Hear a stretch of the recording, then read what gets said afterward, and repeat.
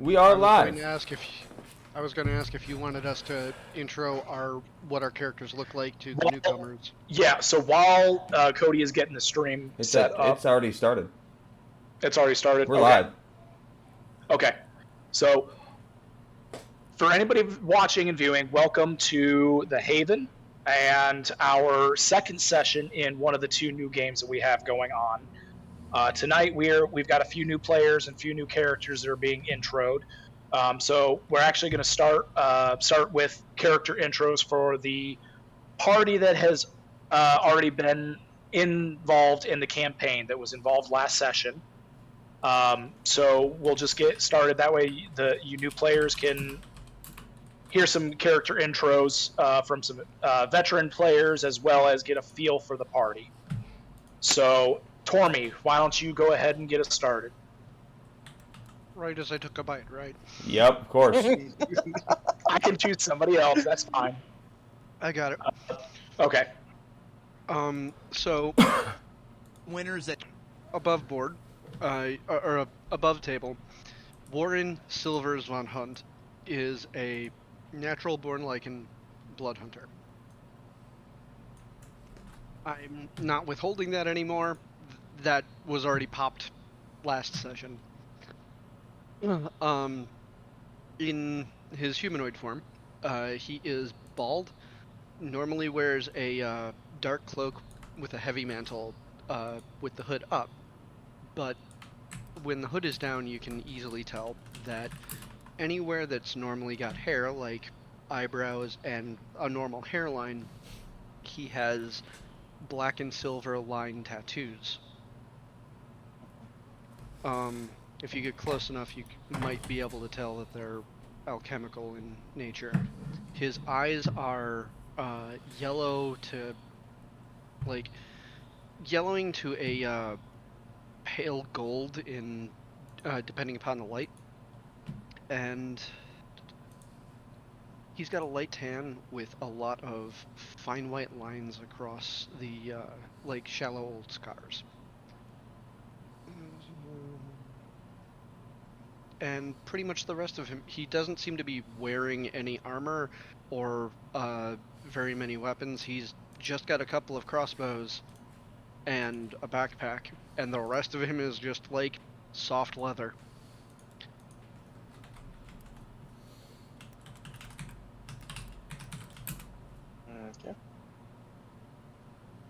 Okay, Serby, why don't you intro your character for us?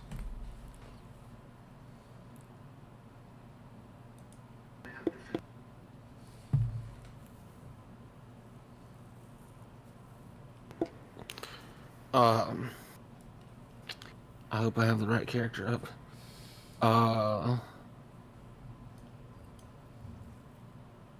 Zal Surfira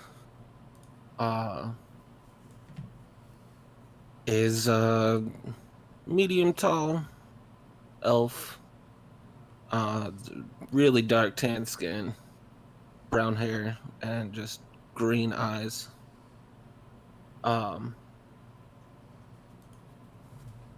Seems to kind of slink around in the shadows around everybody. And wants to become the greatest thief in all of the land.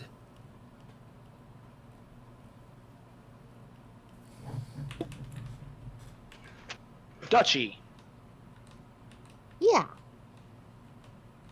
So I've got Sorla, Fireling, and she is a half-elf. She's got long purple hair, very gold eyes. She's got golden splatterings of scales on her skin. If she's on her downtime, she's going to have a book in her hand.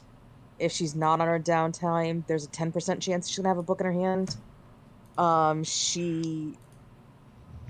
If she is not throwing a firebolt in someone's face, she's going to try and figure out some kind of new knowledge, because that's what was instilled in her by Uncle Jebulon. And she got pulled into this little adventure and met some interesting folks, and now it's just the lore of the new information that's coming her way that's keeping her there. For all of our new members and everybody watching, Dutchie in particular is our resident pyro. She likes everything that sets things ablaze. It's pretty. Tyler, why don't you go ahead and intro yours? All right.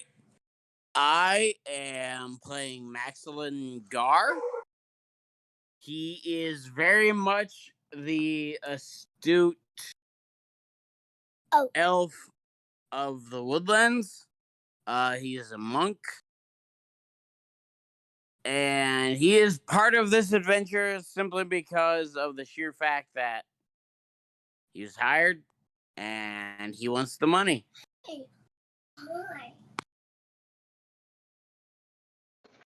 Fenris. All right. So I am playing Raiden Shade, a Eladrin rogue. He is 6 foot tall, more of a slender build, kind of athletic. Long black hair that goes down past the middle of his back. He wears a black cloak over his attire most of the time, with the hood up usually.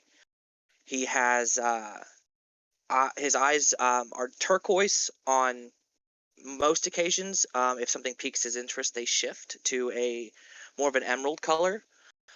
And he is very much the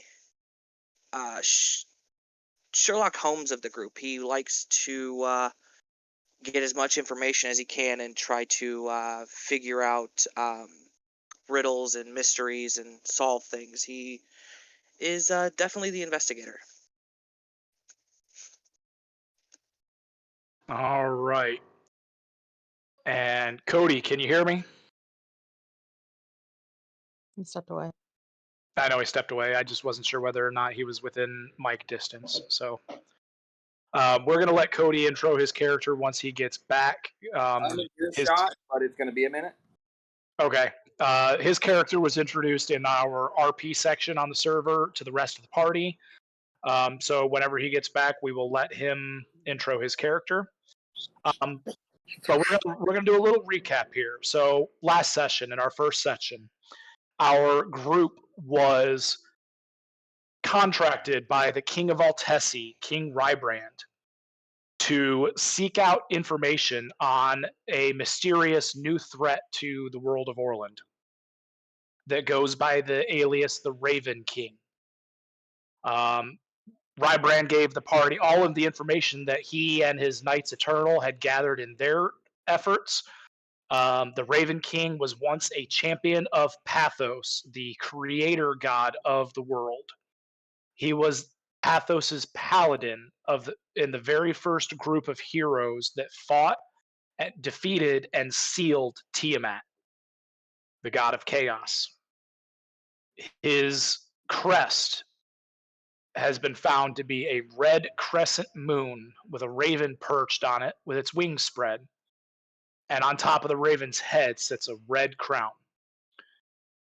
Unfortunately, not much else is known about the Raven King or his plans. But it does appear that he is the one that is behind the corruption in the second largest city in Orland, the city of Alinar. The Knights Eternal did make an ally in their quest for information, an Eladrin by the name of Xavier Hakar. The party met Xavier Hakar in Alinar last session on their way to meet Alar, who is a resident of Stormborn Manor, where they will be heading to next. During that meeting with Xavier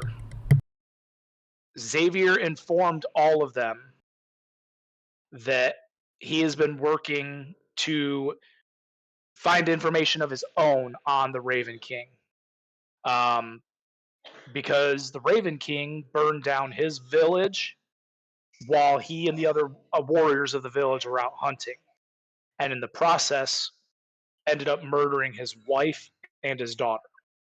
So now Xavier has vowed revenge and has vowed to the party to aid them in any way that he can. He then gave them the information that he was able to gather from the underbelly of Alinar. The Raven King controls all crime inside of the city. There's not a deal that is made that the Raven King does not know about or get a cut of. He also controls the Duke of Alinar and his eldest son and heir from the shadows. The Duke and his son are his puppets, and he is their puppet master. He pays them well for their services, but he is the one that truly controls Alinar. There was a rumor in Alinar that the Raven King had organized an attack on the King of Altessi, which the party informed Xavier was true. That attack nearly succeeded in killing the king and was the biggest point that brought the king to creating the party to seek out the information to help defeat the king himself, the Raven King himself. While Xavier was telling the group all of this information, they were asking him questions and he was answering. Unbeknownst to them, a group of mercenaries snuck up on the camp and a fight ensued. One of the party members was knocked unconscious with one strike in this attack, was eventually revived, and the group defeated all of the bandits. Upon searching the captain of the bandits, they found a letter which read the following. There is a group of elves in Alinar. These are the ones in the employ of the Bleeding Heart and Altessi. Do what you must and bring proof of disposal, or the blood right awaits. And the crest of the Raven King at the bottom of the note.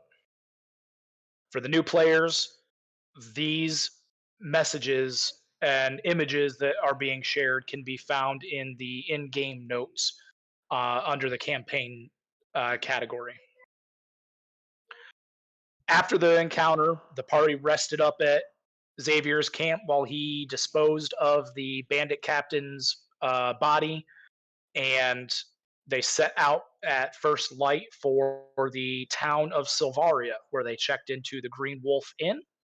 And that is where we find our adventurers now as they prepare to head to Stormborn Manor to meet the reclusive Alar to gather more information. I now turn it over to the party. Yes. Reclusive is very accurate. I thought you'd like that. I did. Yes. Reclusive prankster.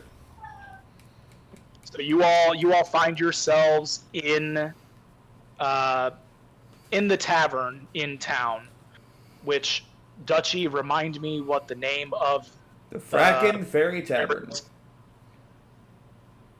Frackin' Fiery. The Frackin' Fiery Tavern? Frackin' Fairy. Frackin' Fairy? Okay. So you all find yourselves at a table in the Frackin' Fairy Tavern. I turn it over to you. Maxilin is still just sitting out at the cart, just keeping an eye.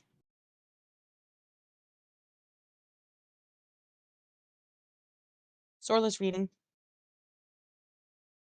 Yes, sorry. I'm gonna look up at the group and say, do we know where we're going? I know we're looking for this Alar, but where?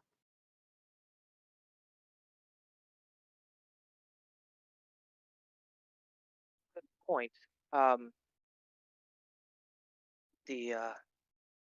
The new blood here, he said he's met him once. And Raiden will turn and look to Unveer. Who, by the way, has yet to introduce himself. Yep. With that, go ahead. Go ahead and intro your character, Cody. You're muted. Yeah, my character is a 6'11" tiefling with crimson red eyes and long black hair.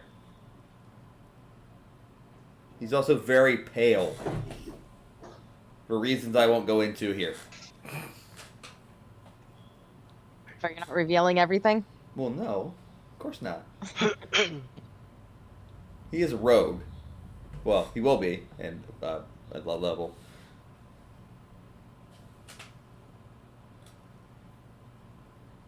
Yeah, Raiden turns to Owenveer and mentions that he had mentioned that he had met Alar once. He seemed a bit quiet, but he's also seemed to be a prankster from what I had seen of him. Do you know where he resides? Some kind of tower, if I remember, but I don't know where it's at. We might have to ask the Duke and Duchess where he resides. Oh, joyful. Another scavenger hunt. Well, I know where those two are, at least. Wait, is Max in the tavern or is he still at the cart? Still at the cart. He's at the cart. That was me just talking over the table. Okay. Damn it, Tyler.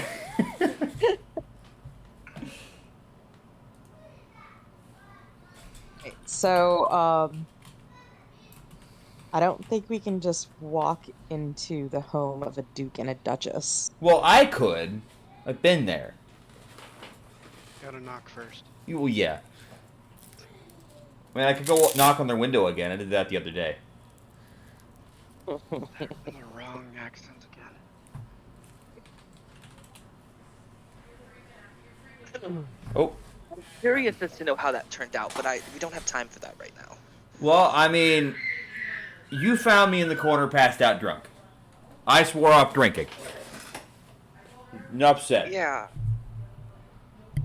And how many did you have? One. Mm-hmm.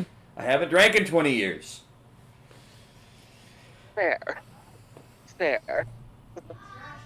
Well, should we see if we can get ourselves an audience? Suppose we should.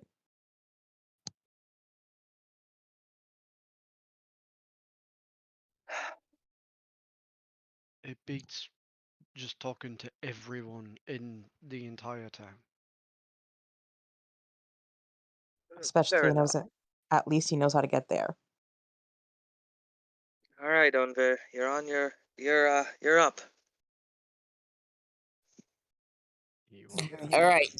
Y'all are overthinking this a bit.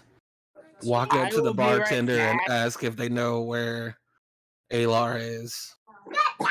I will be right back. I'm jumping to my laptop. So, Duchy, Fenris, since Stormborn Manor, Silvaria is all your area and you have a bunch of NPCs, I am going to let you all roleplay your NPCs in voice channel as well as in the server. So, your resident rogue has gone up to the bartender, which is Ariel, a pixie. Mm-hmm. So, Duchy, you can go ahead and roleplay Ariel since she is yours. So Aries just kind of look up. Need another? No. Do you happen to know where to find Alar? Crazy sorcerer? Yeah. Sir Lightning Bolt? That guy? Have you seen the manor? Sure. Big house, big Yep. lawn, big gate. Mm-hmm. Go past that. There's going to be a very tall, very opulent, very over the top tower. That's where the big bad sorcerer lives. I'm going to warn you. He likes lightning. And he likes big shows.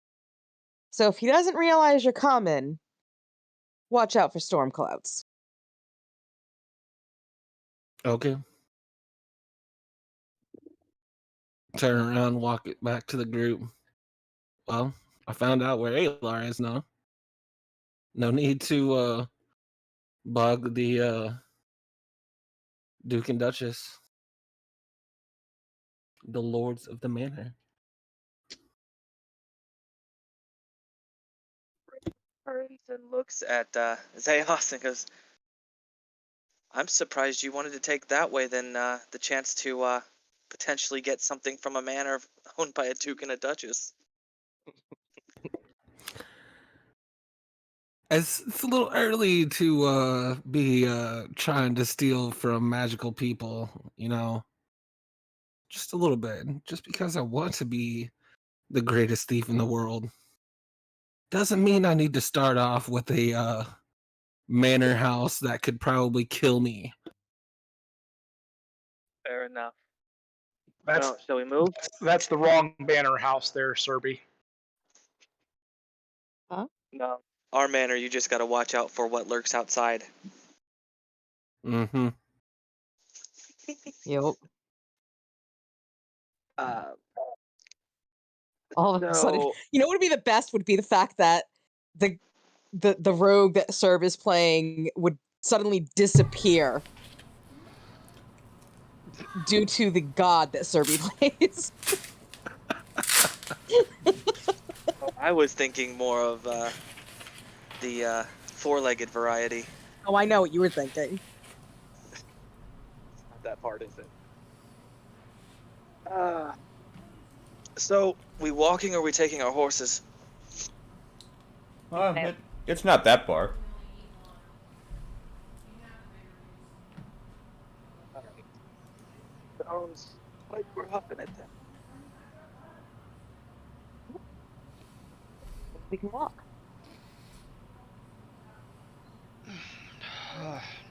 And then there's also Marcos. Marcos would Yeah.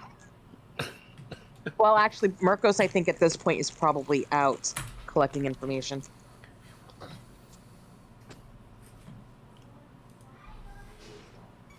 So, Aiden gets up from the table, pockets the book that he usually keeps out, and stands there heads over to the door and stands there and waits for the rest of the party.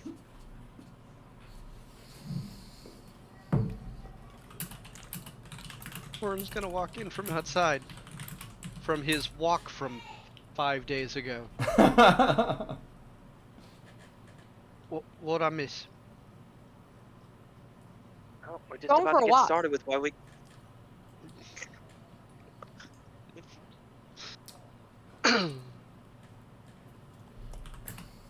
Should we go get the other? Probably. Making friends with some interesting fellows in the woods.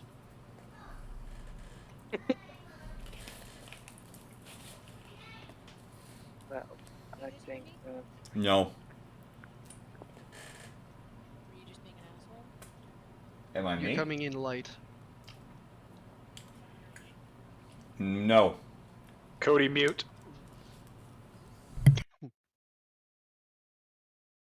Cody just being an asshole? Oh. We're gonna go get Max. What? Okay, so the five of you that were inside the tavern walk outside, and you head over to where you guys left your cart with your supplies that Max has been diligently guarding, and you come across your monk friend guarding the cart.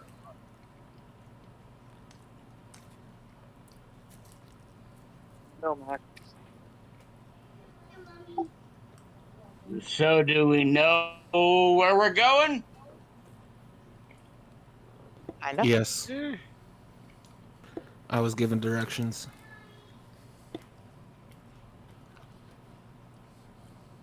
There you have it. So we set out. We're taking a walk. All right. You guys all start strolling down the lane. After a short while, you come across the gates of Stormborn Manor. You're walking across the lawn, and in the distance, you see the top of a very tall, over the top looking tower in the distance through the woods. As you guys are crossing the lawn, you see a very large, imposing figure walk across the lawn towards you with a large axe drawn. As the 7-foot-tall Warforged comes across, he points his axe at you. What are you all doing here? Wait. Hold up. Onbeer raises He's his hand. technically not Warforged anymore. Yeah, that as well. He is, because that was only a week-long trial, and he hasn't seen Mel since to be transformed back. Mel slacking. Onbeer raises his hand. They're with me. We're here to see their graces. How No, we're about not. Relic, the Warforged that approached you all, sees Anvir, recognizes him. Oh, it's you. Very well then. But if you try any funny business, Fane Eater is waiting. I mean, His Grace wouldn't let me get any funny business. You know this. We actually are looking for Alar, big tower over there. Oh, Alar. And you actually see this Warforged face turn into a grin, which is something you've never seen before, as Warforged typically do not have the capabilities of showing facial expressions. Thank you, Tormy. Always here to help. You see his eyes, the crystals of his eyes brighten up a little bit as a big grin stretches across his face. Very well then. He points across the way. Follow the trail until you reach Alar's tower. And may Alar have mercy on your soul. And he walks back to the forge. Now the funny business starts, by the way. I was gonna say, you say that as if he's gonna murder everybody. Relic is as much a trickster as what a prankster as what Alar is over the table. He's as much a prankster as what Alar is. So, telling a group of newbies, "May Alar have mercy on your soul," is just going to add to his enjoyment of this. So you all see this 7-foot-tall Warforged walk back to his forge, and he has pointed you to the path that leads to Alar's tower.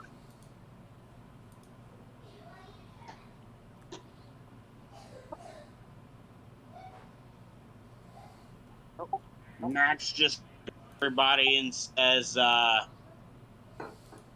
right, shall we? On we go.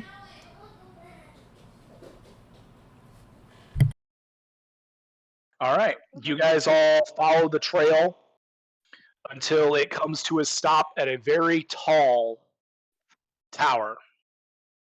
As the fairy, and I called her a pixie earlier, I'm sorry, Dutchie. As the fairy Go back and forth, it's fine. As the fairy at the tavern told you, it is very tall, foreboding, a little over the top, as she put it. You guys see that there's a door at the front of the tower, but there's no door handle.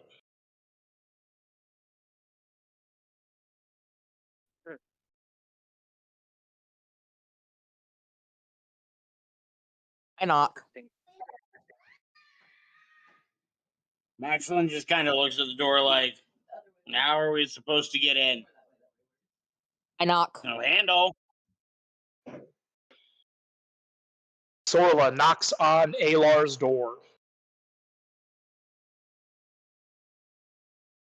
And all of a sudden, the door suddenly swings open, and standing in front of her is a 5'9" elf.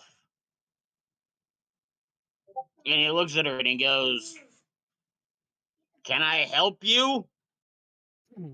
Maybe. Do you like lightning?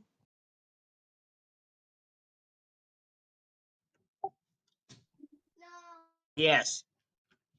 Are you What can Ayla? I do you for? I am. I am It's him! Alar Tempest. What can I help you for? Him! We gotta talk to Okay. you.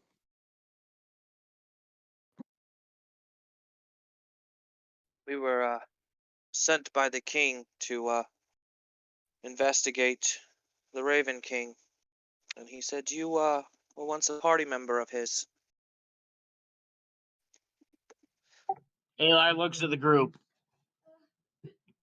and he goes, "Raven King?" Your Paladin. paladin friend.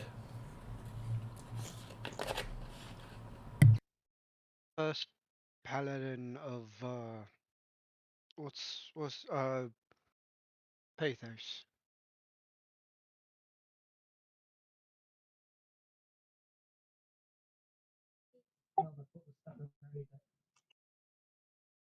Somewhat pale, and he gestures.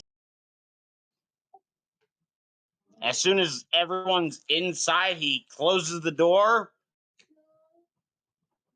and he gestures for everyone to sit. As he closes the door, you all find yourselves in the topmost room of his tower.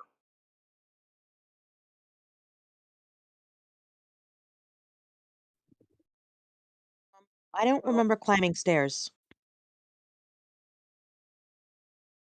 That's I okay. expect nothing less Seems than this.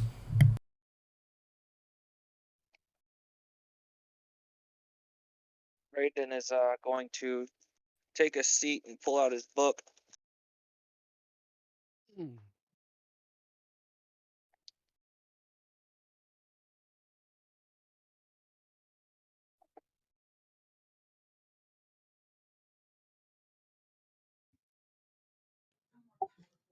We Alar,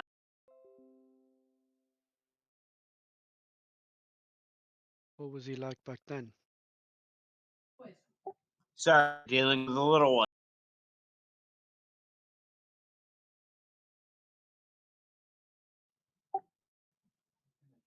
Start off,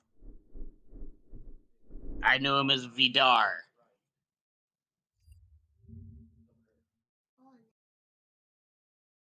Oh, that's an interesting name.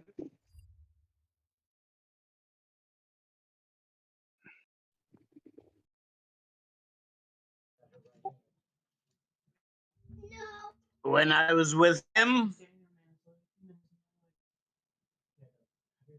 he was very much the kind of person who would do what he could to help others. Vidar, Vidar, very much the good epitome of paladin.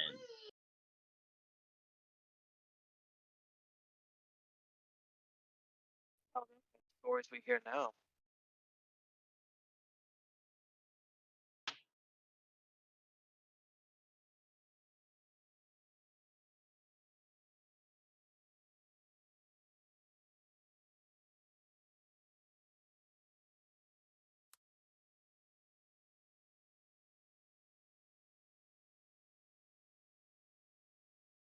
I didn't quite hear what you said, Fenris. Raiden makes a passing comment about you couldn't tell that he was the epitome of good and stuff by what they've learned from not only the king but uh, the other contact.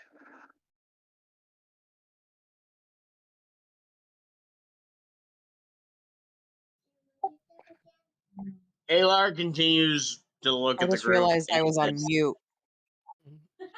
Ah!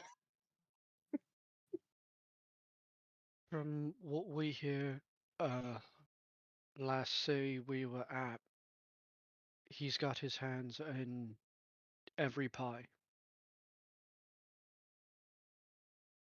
Nobody gets anything done without him getting a cut. And he sent mercenaries to kill just because we were coming through.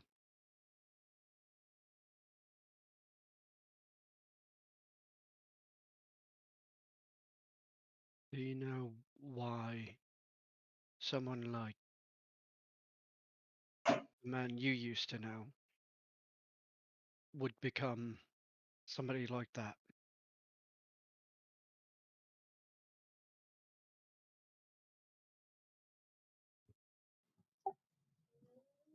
I was with him. Was always the charismatic sort. He was able to convince most anyone to do whatever we needed.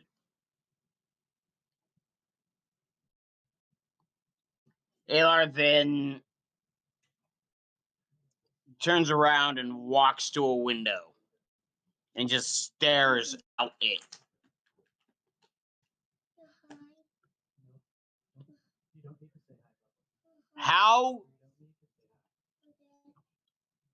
How he got to where he is, I can't begin to guess. But the fact that he has saddens me greatly.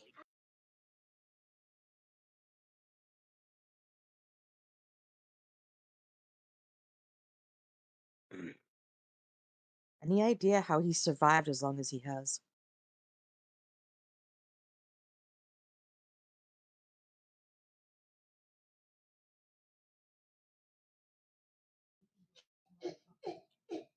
One can only guess. Raiden looks up at Alar. Judging from your appearance, you're an elf. You don't typically live 2,000 years, so how did you do it? That is a secret I will keep to myself. Is it possible? However,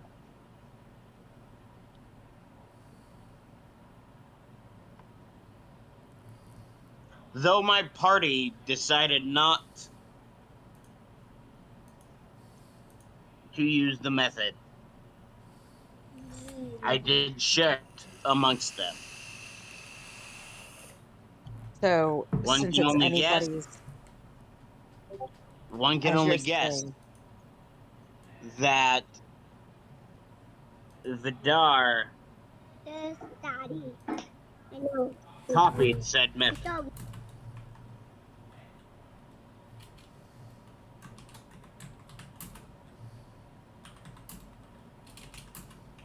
is this a method that is easily copied where we would need to be concerned of others like him?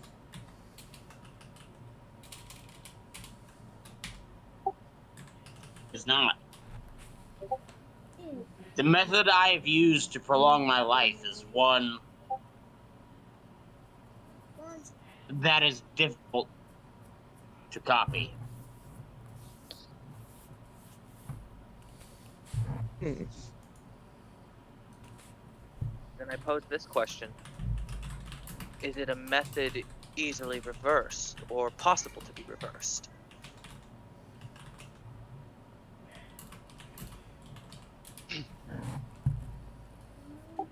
Say that again, Fenris.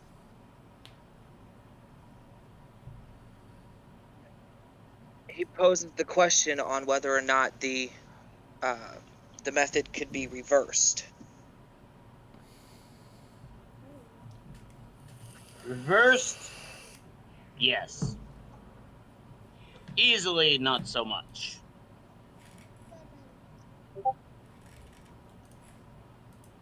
To do so would require quite a bit of skill in spellcasting.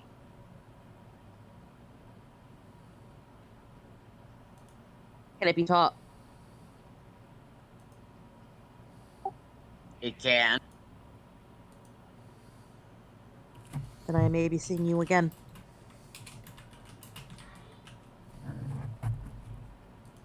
Is it one of those things, one of those rituals, or what have you, that costs lives, souls?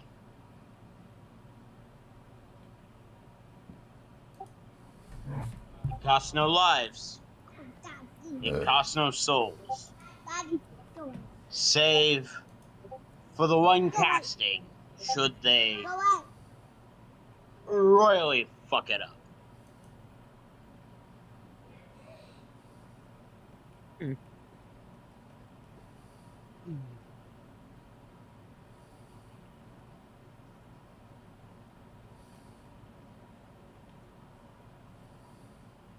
What is... You said his name was Vidar. What is he capable of? What should be things we should be concerned for? If he survived this long, I couldn't tell you. But What was he capable of then? back then, he was full of great and terrible things. Raiden, marking things in his book, looks up for a moment. It was mentioned to us that your party was first brought together by Pathos, and you succeeded in sealing Tiamat. How did you accomplish such feats?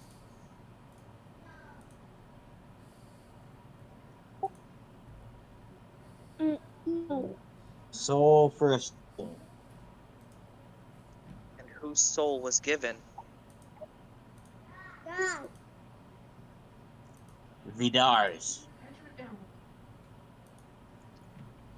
He knew that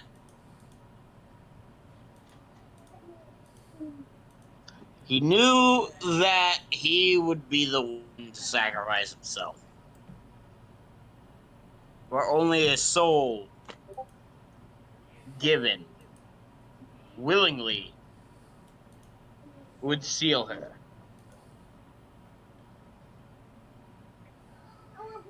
Without a soul. With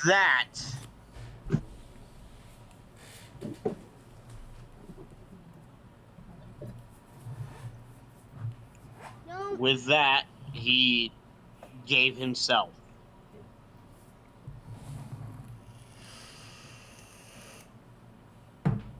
So he lives now eternally without a soul?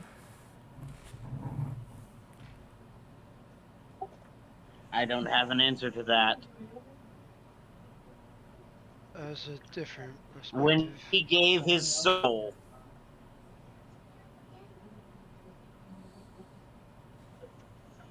assumed that was his end. To hear he is back and masquerading as this Raven King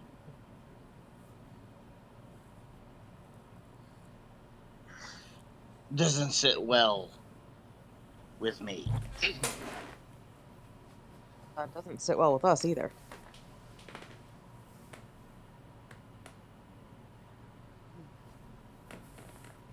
There was more to the story than just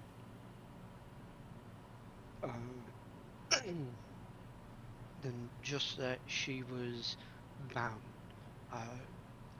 King also said something about she was later released and after that eventually killed.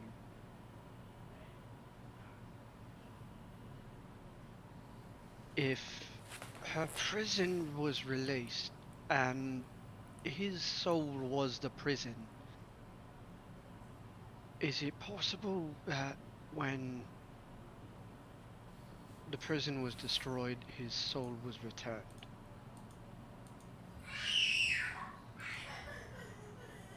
Or was it maybe burnt, spent in what you did?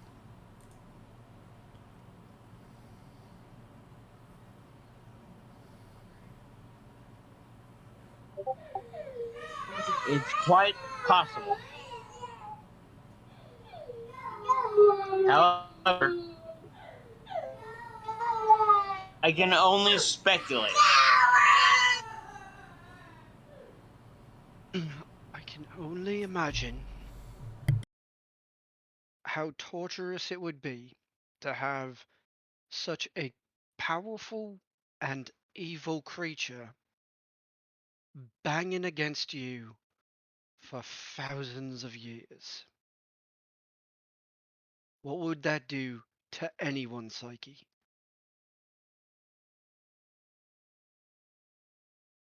What power would rub off?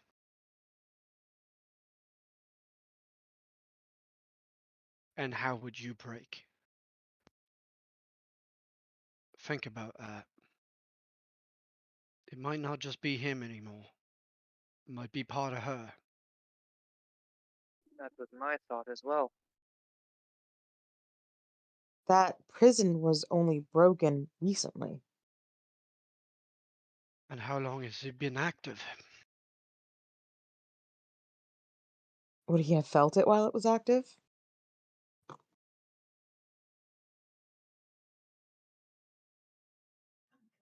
Sorry, I had screaming child in my ear. Would you repeat that, please, Dutchie?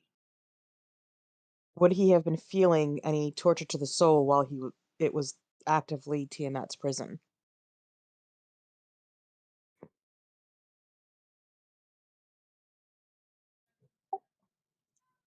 One can only assume. My When his theory? soul, when his soul was given up, did he appear to die? He did. Despite our best efforts to revive him. Hmm. Yes. He Revive him appeared from what? to have passed to the next world. Where did you bury him? Or lay him to rest?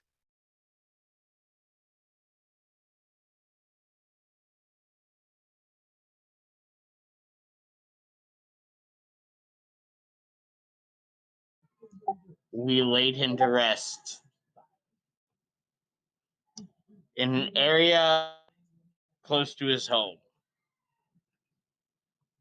And you marked with marked his that. name.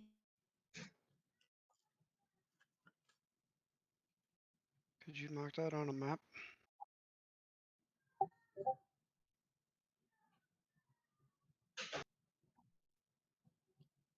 Alar easily does so.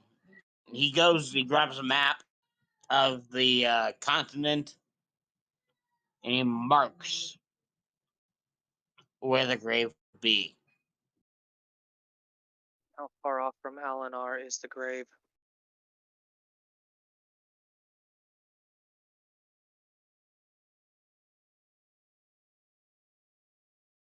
I think this point trip just turned into 3 points. From Alinar, Mm-hmm. it'd be about 2 months travel.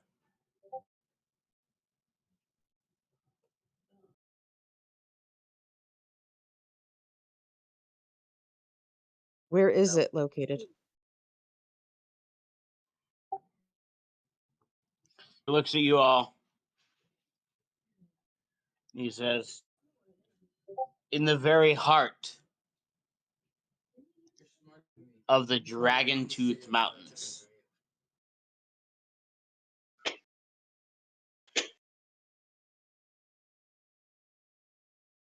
Raiden marks this in his book. Looks up to the rest of the party.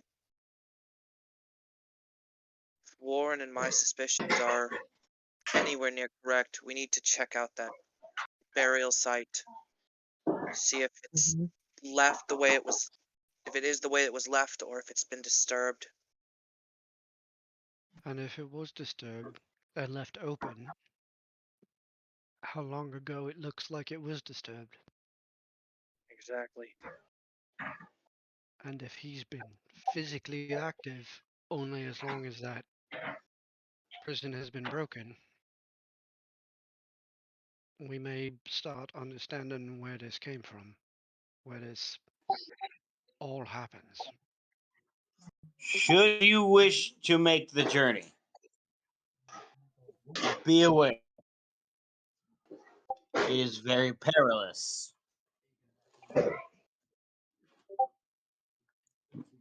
Getting there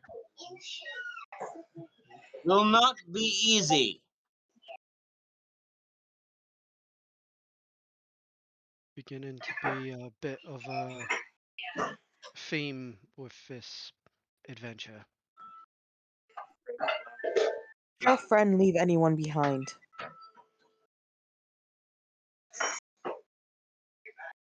Lover, best friend, family.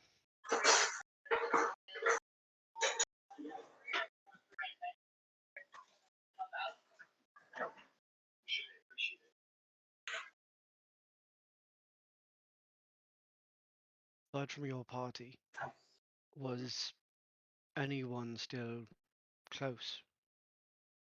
Child, mother, cousin, lover, dog.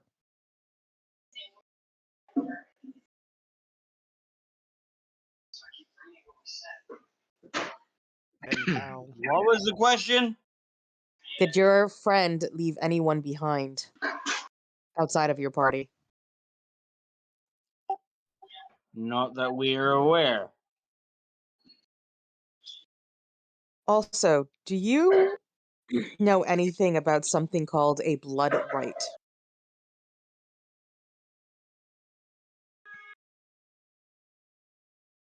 In fact, we don't need to keep that secret. Who's got the paper? Um,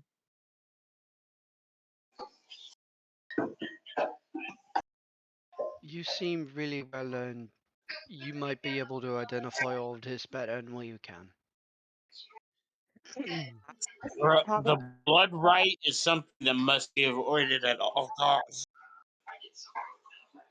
oh, so you know what it is. It was made as a threat in the notice given to the captain of a mercenary band that was sent at us at the last town. All right, I'm just gonna assume that Sorla has the note because I don't remember who took it, and I'm gonna hand it to her.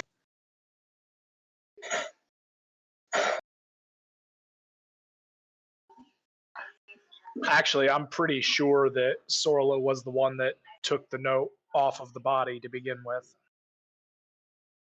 I can't remember, so we'll go with that.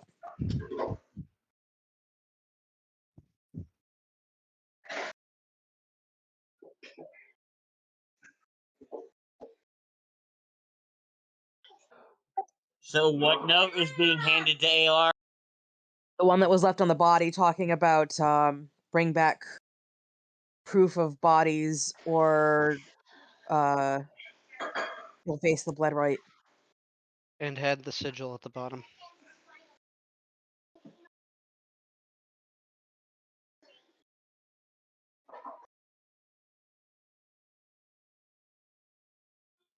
That comes from your friend.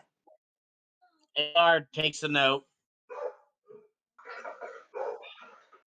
reads over it, and goes silent for about 5 minutes.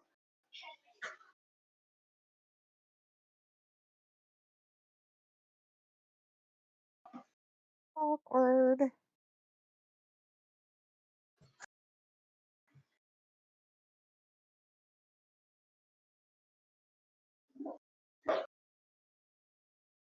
Sorla starts eyeballing his books.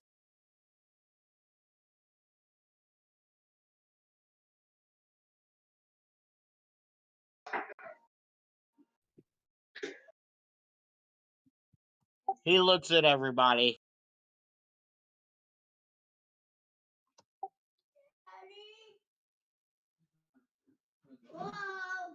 If Vidar plans to initiate the blood right, you must stop him at all costs. What is it?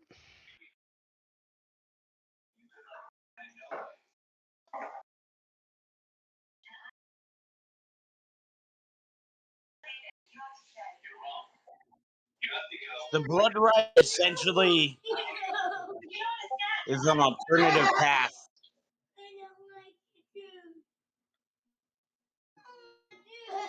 to lichdom. It's what? I'm sorry. An alternative path to lichdom.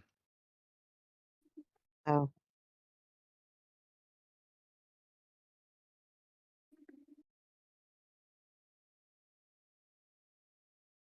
But why would he threaten them with it? I do not know. Does it require sacrifices?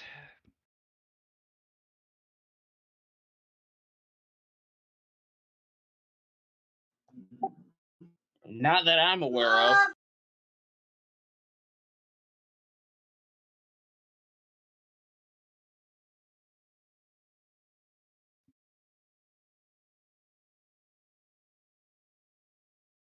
Aside from becoming a being of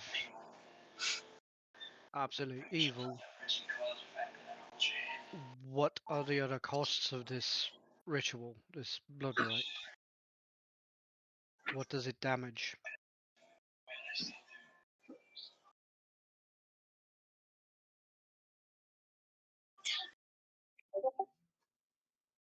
From my understanding, the blood rite is simply sacrificing 2 souls for 1.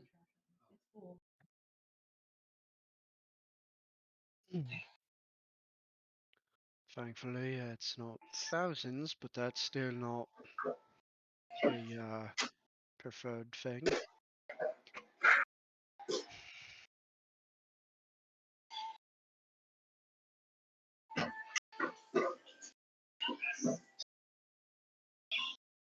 So there's a chance that he's sacrificing the people that are working under him. Correct.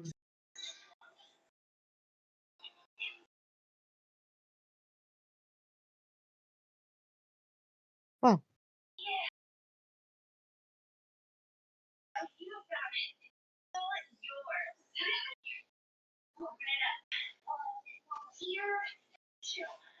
Anybody else have anything they want to ask about?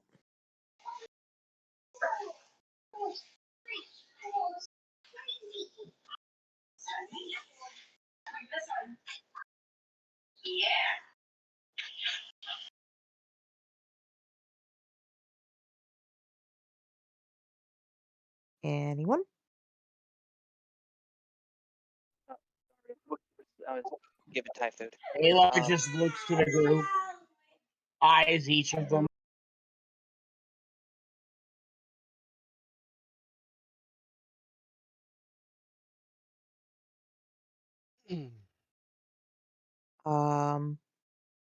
Raiden?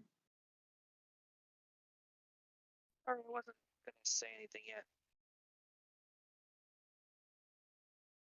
Any other questions that you might have?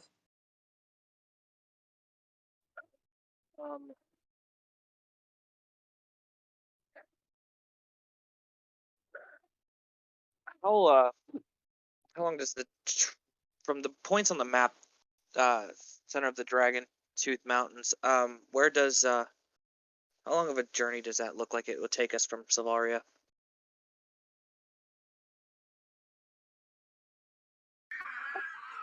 Say that again. That was a DM question. Give me just one sec, and I will I'll get that put into the in-game notes.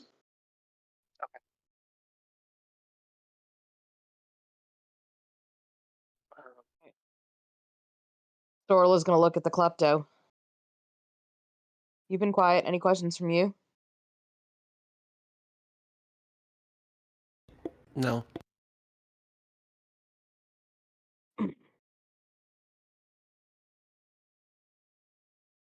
Max, any questions from you?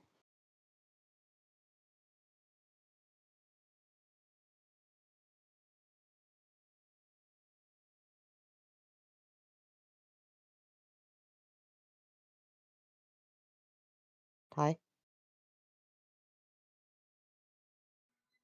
Sorry, screaming child. I didn't hear anything you just said.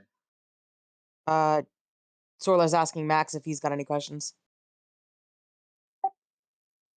Maximilian just stands there and shakes his head. No, and all right. Well, this is what we've got to do. Let's do it.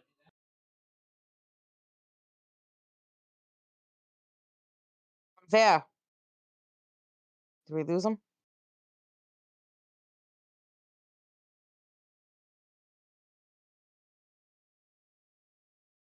Cody? How about on there?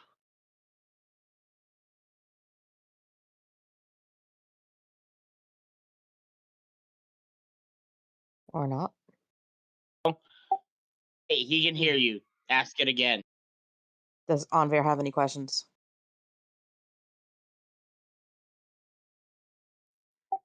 Now, apparently, he hasn't paid attention, so we're just going to assume that he doesn't. Yeah.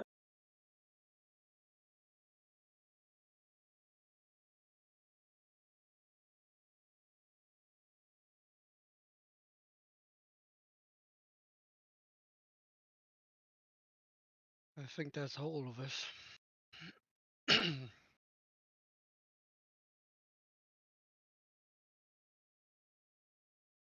you know the name of his hometown?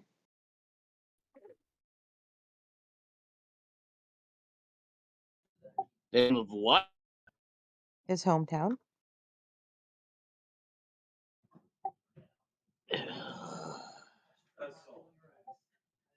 Rockwood. From my understanding, though, it's no longer there. What do you mean?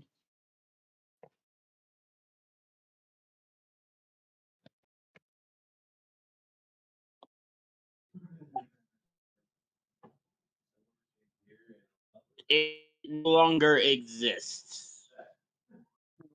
We lost a whole town, and how? How does that happen? There's a couple of ways. You have to realize this was centuries ago. Was it destroyed or has it become a ghost town?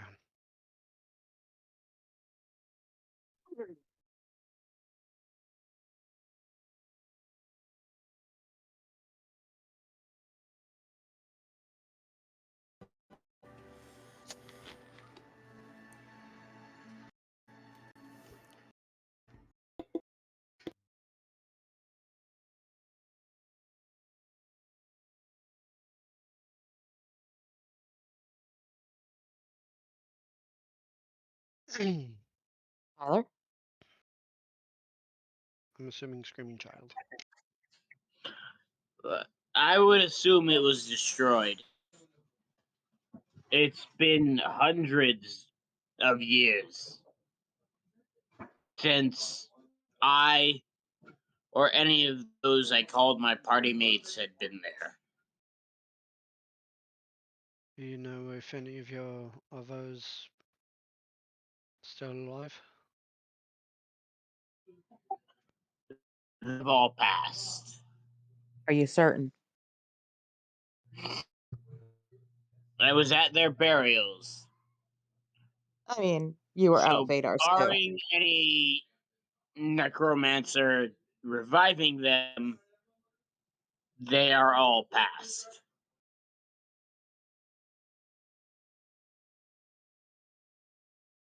Mm-hmm.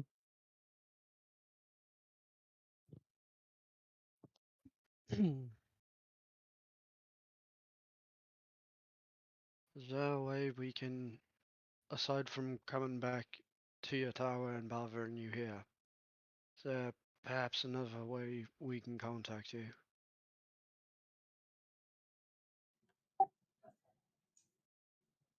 Alar thinks for a moment. Thank you, babe.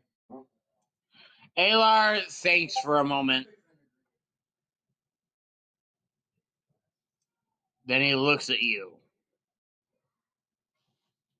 Goes to a drawer, digs through it, and pulls out a small stone.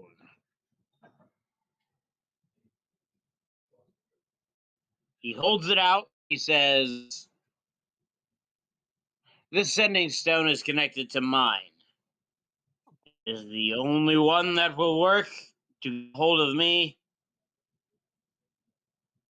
Feel free to use it when you need to." And he just Snagged. throws it at Snagged. Silvers. Rude. We can decide who holds it later, but makes sense. I'm the one that asked.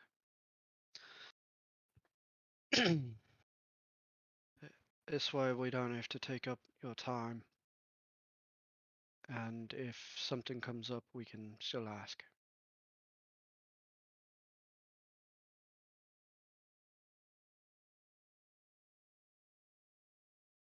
Thank you for this. Seems like we're going to have a quite a journey. Alar nods.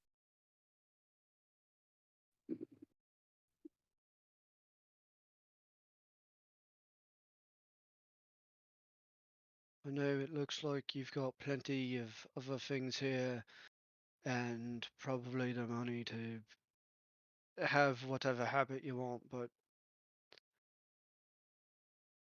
before we leave town, if you want, we're down at we frequent the pub. If you'd fancy a drink, I'm sure I'm not the only one that would buy you around.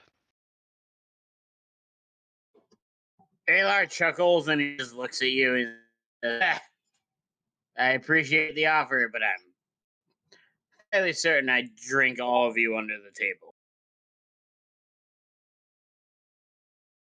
Whether you would or wouldn't, the offer's there.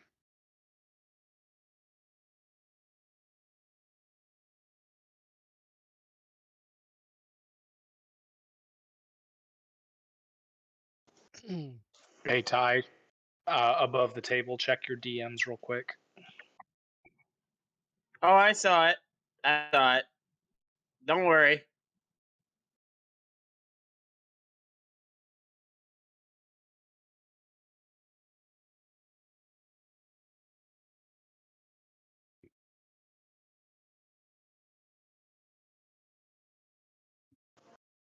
Reading Okay, so to answer your question from earlier, Fenris, I was waiting until it kind of slowed down a little bit. I posted the map in the in-game notes, and it's kind of hard to see, but right under the O and the N in Dragon Tooth Mountains is a Called the red mark. Yep, the red mark, the red X from Silvaria. It is going to be about a 3-month journey, maybe 3.5 to 4 months, because there's no direct road to it. It's a 2-month journey from Alinar. So I'm going to say that it is going to be from Silvaria is going to be about a 4-month journey to get there.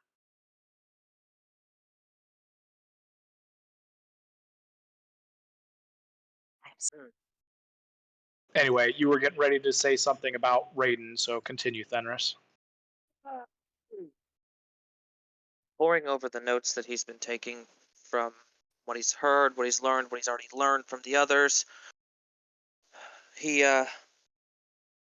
closes his book, looks to Alar, and points to the map. Can I take that? By So he is going to take the map and fold it up and slip it into his book, kind of like a page marker. And look to the rest of the party. no idea why, but it's just gonna me. So here I am again. Alar's like, by all means. And he's going to look to the rest of the party.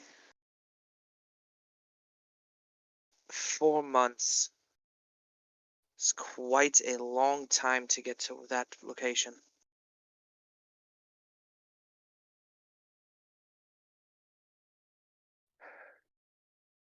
But it's also quite the only other point of interest we have at the moment.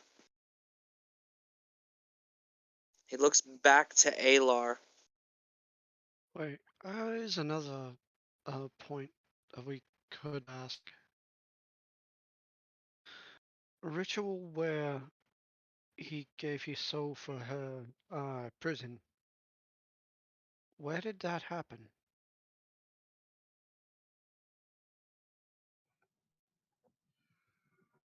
Alar just kind of goes silent, looks at you, and says,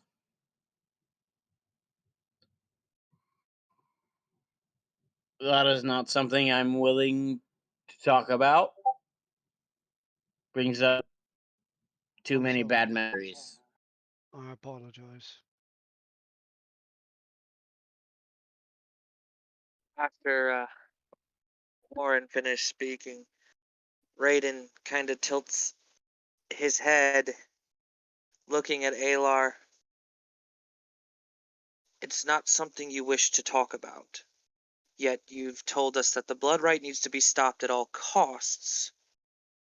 Would this not be a cost that was meant to be spent to stop this if we could learn something?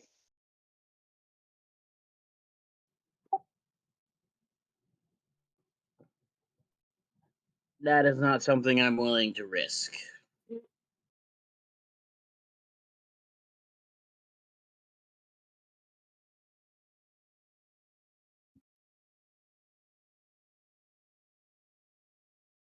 Is there anything at all that you've not shared with us that you are willing to risk? Such as? You're the experienced one here. We were sent with what information the king had, what information we've shared with you that their friend, their contact had, and what little information you have given us about his background. Raiden, go ahead and roll me a persuasion check. That should be funny as hell. That is an 18 on the die, so a 19. Mm.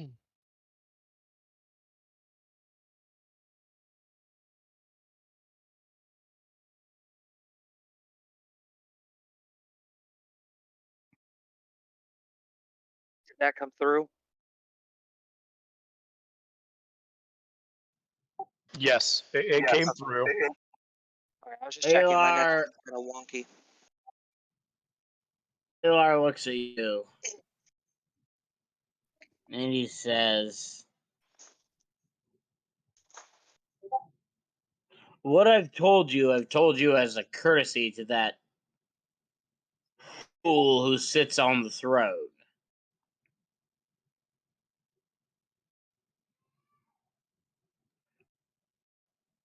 Anything else, you must learn for yourselves.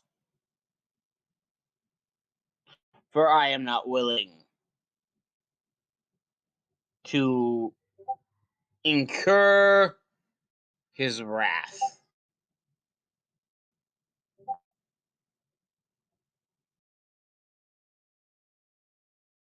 Is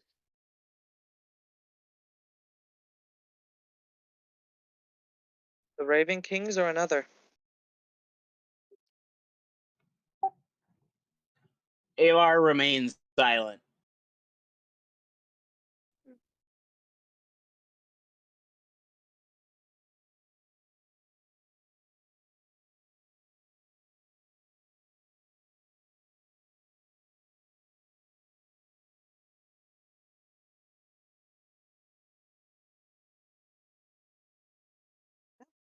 I suppose we're done here then. Still eyeing the books. As soon as you say that, Sorla, you all find yourself back outside the tower. Only you hear a little laughter coming from inside it, and you all have changed sizes, per se. So you're now all either shorter or taller, but you also have pink colored hair. Alar's parting gift to you. I don't have I'm hair. gonna be that good one day.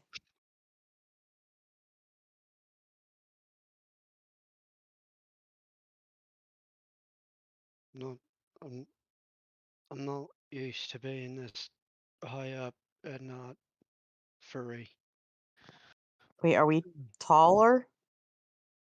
We choose. So if you were short, you're taller. If you're tall, you're shorter.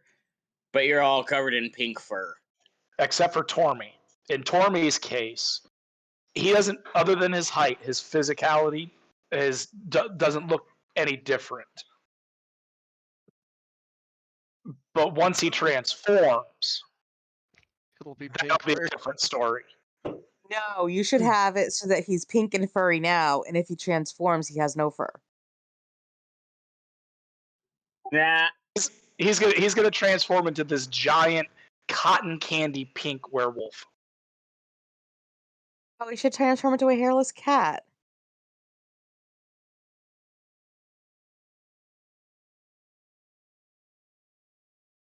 So, you all find yourselves outside of Alar's tower. You all notice the different changes to each other. What are you guys doing from here? Getting the horses. Why is my hair pink?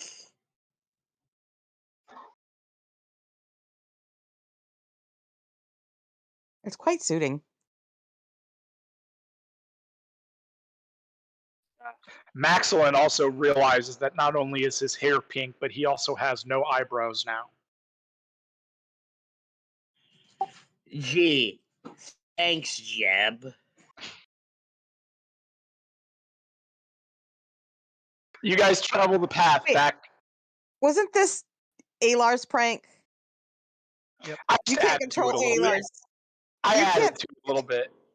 Because it's Tyler's character, I'm taking DM rights into that regard.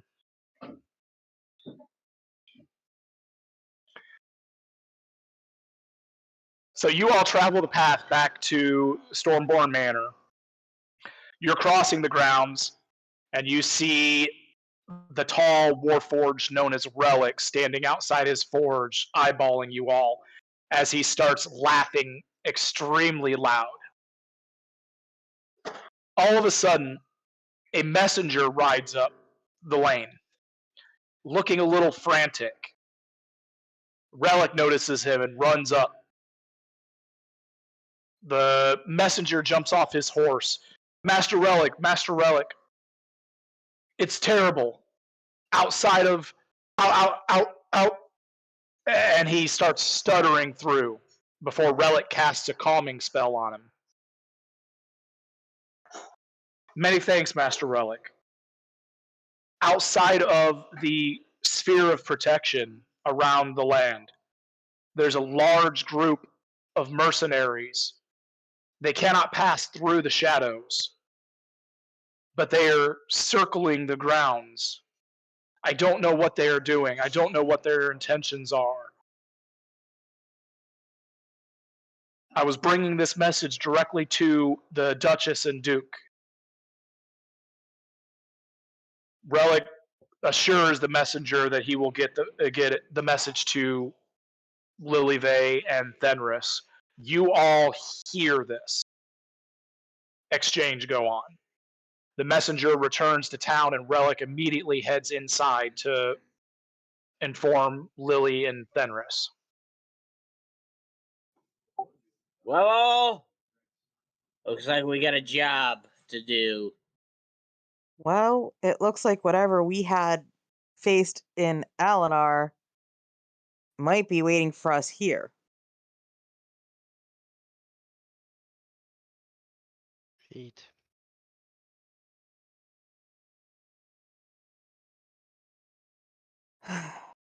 Well, let's go get the horses. I think we should hold on for a minute. We fought these guys outside of Alinar, and if we are to assume that they are the same, it wasn't quite easy to take them on the first time. If this force is as large as this messenger let on about, we are gonna need some extra help. You want to stay here? I don't want to stay here, but we should look to see if there are any extra hands that we can gather. Potentially in town, something. The small time that I spent here, I know there's a hunter's hall, I know there's a school. I don't know if either of them would have any extra help, but would never hurt to ask. Well, let's check the Hunter's Hall. Oh, Tarlok's gonna love this.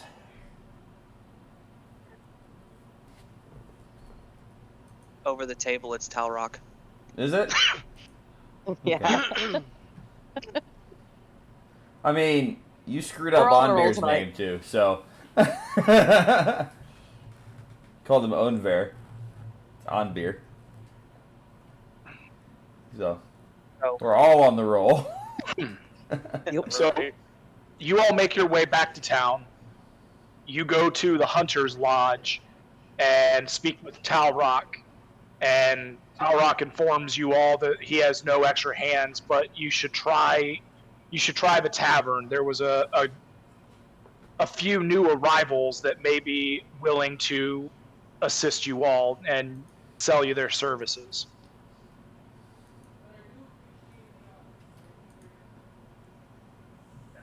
Well, then shall we go? You all travel to the inn, and inside the inn, you see a bard performing.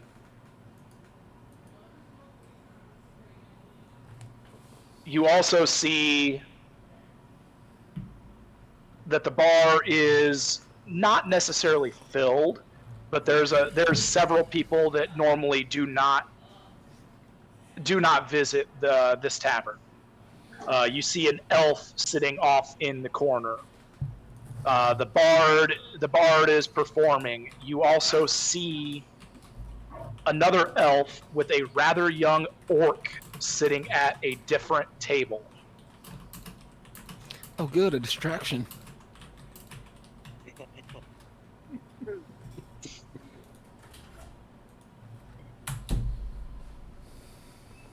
So, spotting the few interesting individuals in the tavern, having spent the last week or so here, not seeing them before. Graydon will approach them one by one, starting with the group at the table, the two, the elf and the young orc. Okay. Before you go any further, Brenna, go ahead and introduce your character. I think she's still in with the demon. Okay. Is Gingy available then? Yes. Gingy, introduce your character. Gingy, talk. As you approach this table, you see a 6-foot-tall orc. Pretty much think a Warhammer 40k style orc with tusks for days type of ordeal. On his hips, he wears 2 hand axes. Upon his back, there is a maul and a bow with a quiver of arrows in the small of his back. He wears leather armor as he stands about 3 feet behind this elf. As you approach, the orc takes a stance in between you and the elf and just stares at you. Doesn't say anything, doesn't make any moves or any menacing actions, just puts himself between you two and stands there.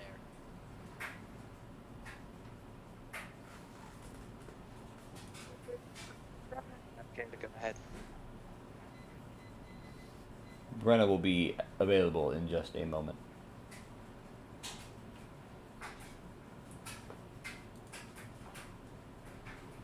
I could barely hear him. Does Me? he have anything like Who? Gingy? I could barely hear him. Is he like brandishing weapons at all, or is he just standing? He's got no weapons in his hands. Can you hear me Okay. better? Yeah, Not really. that would be on your side then. Yeah, just well, if you turn up Tyler, then yeah, that'd be screwy. I was gonna say, yeah, let me go ahead and swap over to just using Tyler's mic real fast. I'm trying to use Brenna's headset. I can hear him fine. So can I. Everybody else, just not him. Weird. All right, can you guys hear me? There you are. All right. Let me say everything.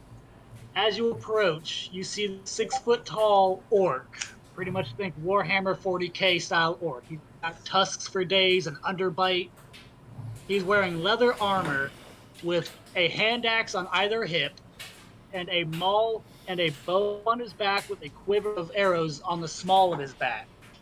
As anybody approaches the table, he moves from being about 2 feet behind the elf to in between the elf and whoever approaches. He doesn't take any combat stance, doesn't reach for any weapons. He just stands there with his arms crossed, looking down or directly at whoever, kind of with a look that says, "State your business." And all of a sudden, the orc finds himself thrown against a wall. Do I need to introduce my character? Patho shows Yes, up. please. Hi, everybody. Are you being for Hey. real? I can't tell. No, Not being for real. So, Brenna, go ahead and introduce your character now that your young orc companion is standing between you and Raiden. Kaylee is a rather tall, muscular-looking elf. Okay, Brenna. Yeah. Brenna, your mic is not picking up very easily. You're really soft. Can you hear me now? No. I This is why I can. hate having the headset. Then just don't use it. Yeah, you're right. Okay, how about now? Is that There better? you go. I hate this headset. Okay, Kaylee is she's sitting down, so you can't really tell her height right now. But she is a rather muscular-looking elf with pitch black hair with baby blue streaks in it, and her eyes are almost the color of a pumpkin. Bright orange. And seeing her orc companion standing between her, she's just gonna look at him and go, "Ducky, sit." Hearing her say that, he just gives off a grumble at the approachers, turns around and sits down, not taking his eyes off them at all.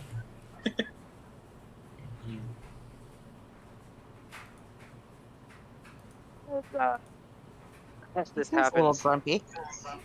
Raiden, his turquoise eyes shift to emerald in slight amusement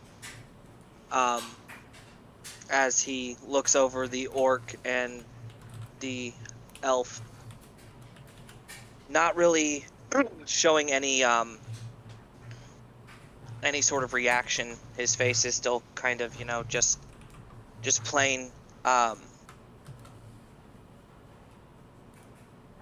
There's a bit of a problem rising outside of the wall of protection that surrounds this area, and our party is looking for some hands to help. Would you two be interested? Dorla's gonna look at the orc and just go, "You seem the grumpy type. You seem like you like to brawl."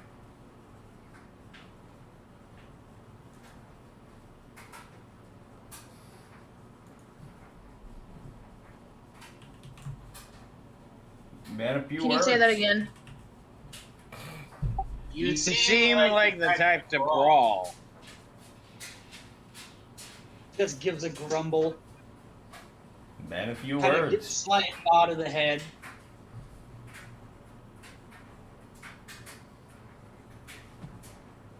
Did you guys hear me, or? Yeah. Yeah. Looks to Sorla and just goes, "Got an answer you." Seems like he can be useful. So are you two interested in helping? Helping with what? Oh, so you didn't hear anything that I said. Okay.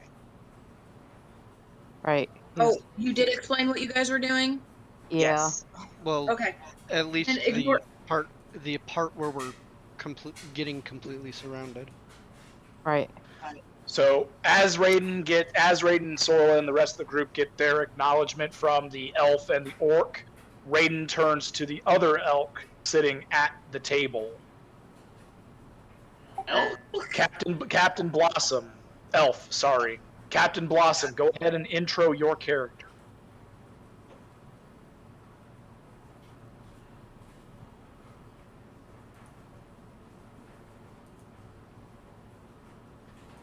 You are still muted if you're introing your character. I think his Wi-Fi is about to turn off. I think they have to go, sir.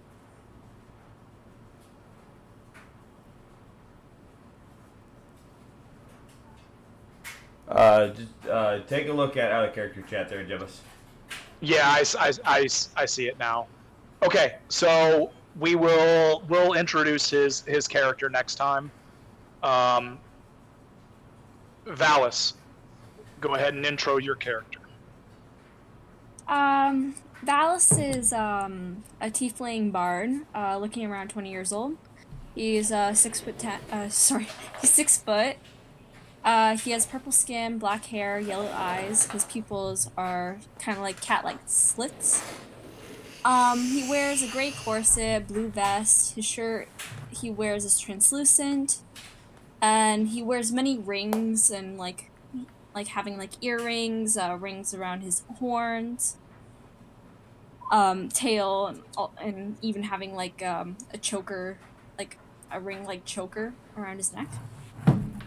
He has a very flamboyant stance, being a bard, and as they are sorry, as these characters are trying to find people to join their campaign, he is singing, finishing up a song. I will not sing because that would be a burden, and I can't sing. Anyways, he finishes up his song, and he turns to look at the newcomers. Hello? Wrong to get your attention. We're looking for people to help. Mercenaries are currently surrounding the fierce protection that surrounds these lands. You in? Mercenaries. Long story short, someone wants our party dead, and we've got a mission to accomplish. Seems like there'll be pretty ladies, handsome men, and anything in between. Sure, I don't see why not. That gets Very us a well. couple. And maybe you need a couple tunes on the way. Share, write great works of art. I'm gonna point at Max. He loves music.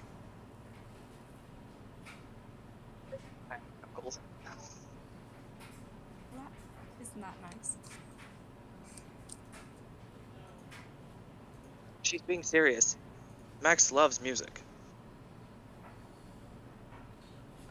Well, more reason for me to come along. The tiefling bard sits up from, you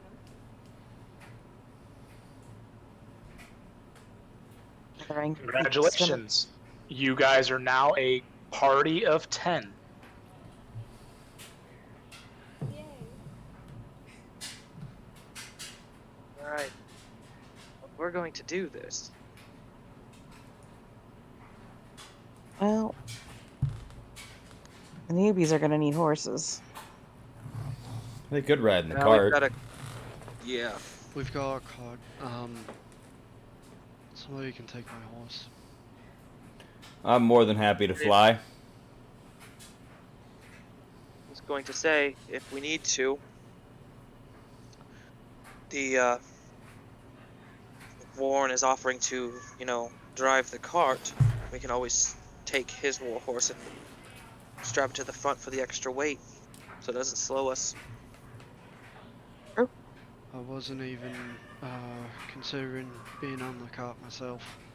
Oh, okay. Well, that's not a bad idea, though, if we do have you drive with the two horses and our extra members sit in the cart with the supplies.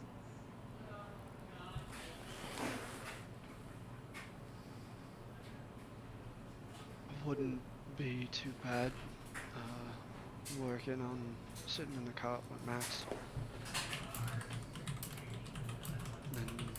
And our new members. We can work on those,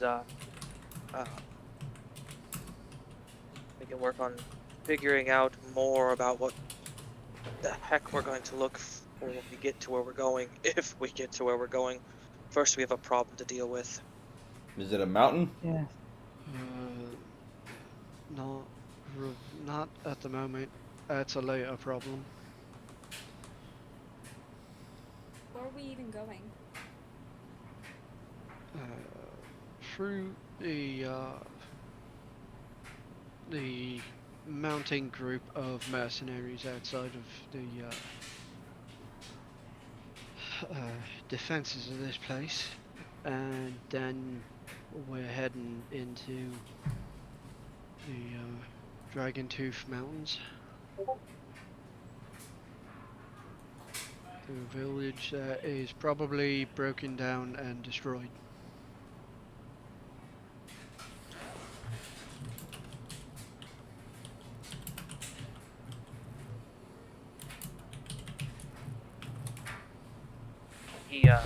Raiden looks to Zeos and gives us a slight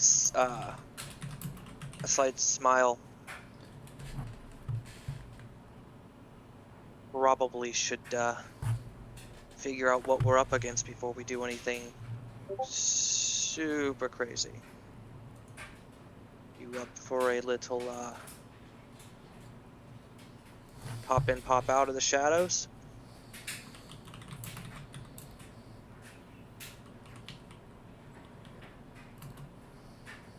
Who are you speaking? Who is Raiden speaking to, Fenris?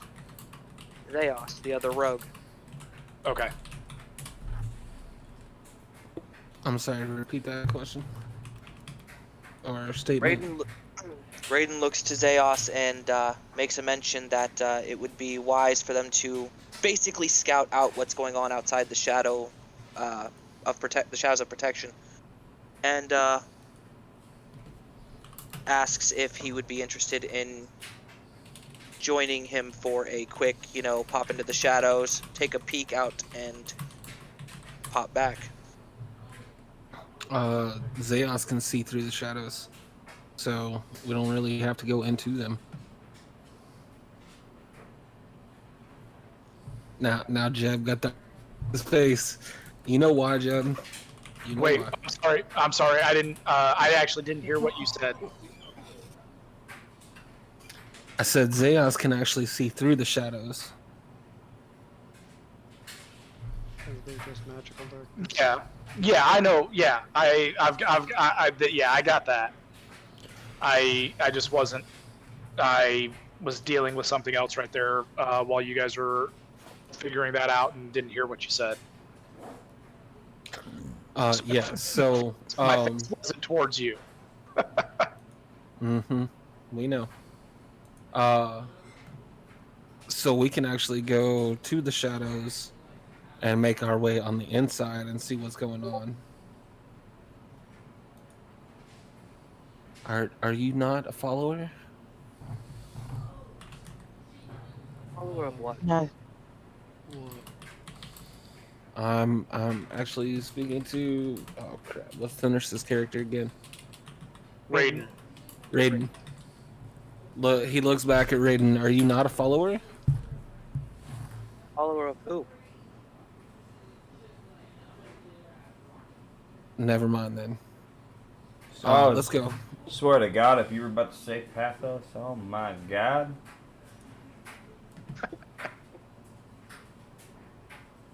Okay, so you all have come up with a plan. You've gathered some new party members. You head out of the tavern and return to your horses and the cart.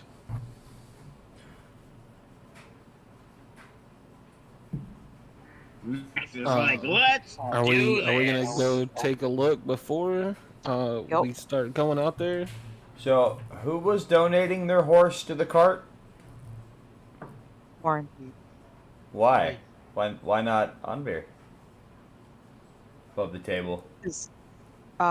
Warren can drive the cart, so he'd be able to attach his horse to the other horse, have 2 horsepower on the cart, and the extra party members can go in the wagon.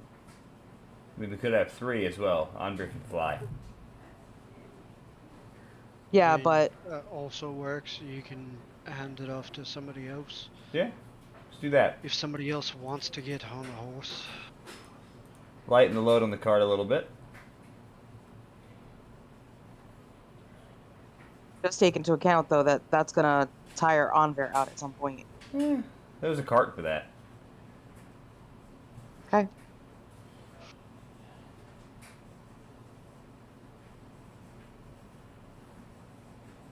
It's not like we're riding at full speed the entire time.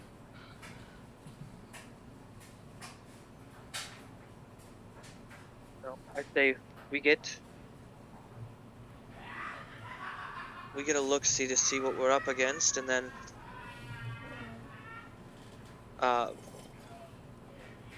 see if it would be better to try to dip out or deal with the situation. Well, I'm guessing they don't know what I look like just yet. I could go out and scout a bit. Well, they knew what we looked like before we ever got there. At least what our race was. Right. So. Well, sort of. Sort of. So, over the table, the letter that you guys found on the bandit captain did say there is a group of elves. Made no mention of a tiefling.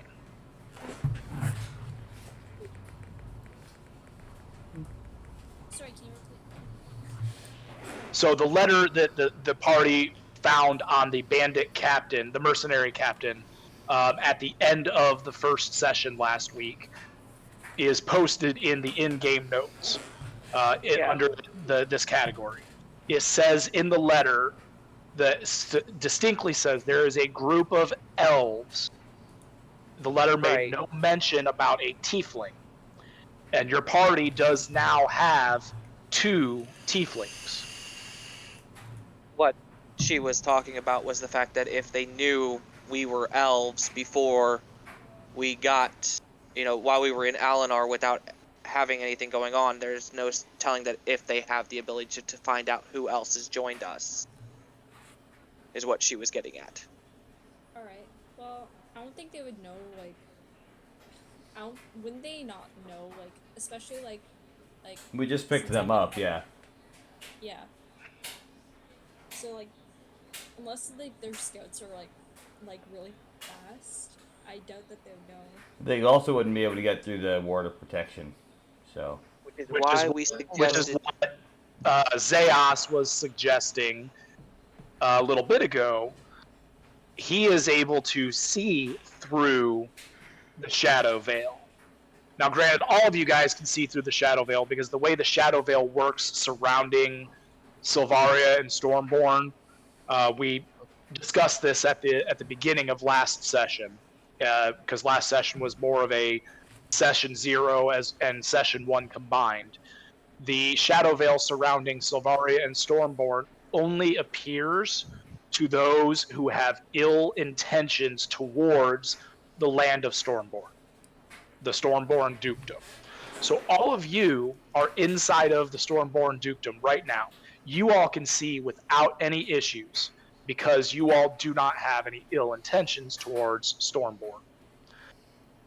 The mercenaries outside of the Shadow Veil only see essentially a wall of shadows surrounding the dukedom. So any one of you can travel to the edge of the land and scout without being seen by the mercenaries because they see a wall of shadows. Right. So who has the highest perception? That's the real question. Currently 6 with advantage. Currently a 6? Oh, like a +6 modifier, you're saying? Yeah. Yeah, I don't think I Well, have it's great definitely not me with my natural 1 over here. Oh, you want an actual roll? I'm not asking who has looking for perception checks. Cody was asking who has the highest perception scores. The perception modifiers. Yeah, that particular person should probably volunteer. That's what I'm saying. What's your plus? Mine's a +6. Hold up. So go under your skills. Yeah. Sorry. Go down to perception. Yeah, sorry. Just get into my thing. Yep. And then what's the plus underneath perception? Mine's only a +3, so. Definitely not me with my 0. I mean, I've got a +2. It's not bad, but it's not great either. Yeah, I have a +3. So the +6 seems to have won. And I can assist. Seen about. So are you all just I have advantage on perception. squares, So trying to see mercenaries that are miles away, or are you guys traveling to the edge of the Shadow Veil to try and scout? I said we should go to the edge of the the Shadow Veil. Sounds like a good idea.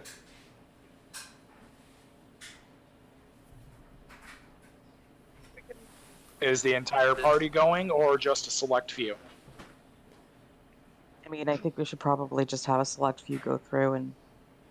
Well, he's talking about getting to the border getting wall. out of the city towards the border, and then the scouts go a couple hundred feet instead of a couple of miles. Okay. Yeah. That's what he's trying to figure out, or get us to figure out. On or you know. Fenris, you're really Robo. Robo-esque. Yeah. But leave and then come back. Leave and then come back. That's what I got. So I'm assuming he said we should have the scouts leave, go scout, and come back. No, he said he's leaving and then coming back. Yeah. Is that better? A little bit. Yes. Okay. So Zeos is. We've got a pretty decent idea. We can go take the whole crew up to Shadow Vale. Warren and Zeos can take a look, see what we're dealing with, and then we decide whether we take them on or we get, you know, find a different spot in the Vale and book it towards our next destination. Those are the two options we have. Or Wait, you want to run? we just kick their Wait. asses and continue on our day. Depends.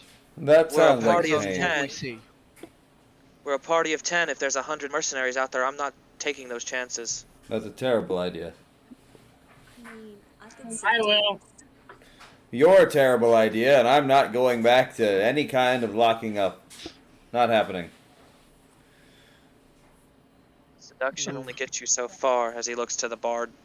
And you don't want to do it with 100.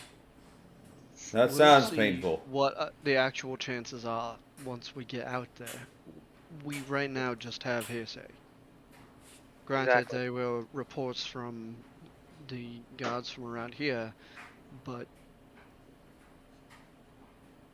things may have changed in the time it took to get that information from the line. I imagine it's only gotten worse from that point. Fair. So let's get moving, and we'll So figure what it out are when we we get doing? closer. Are we getting them now, or are we making a plan to get them later? We're going to the edge of the Vale We're and picking up all the then horses on the way. choose a plan of action once we find out what's going on the other side of the Vale. Are you guys hooking up the Warren's horse to the cart before you guys head out? Yep. Yep. Yes. Okay. So you guys take the time to get the cart set up with the two horses. Anvir has offered his horse to one of the new party members to ride on while he flies.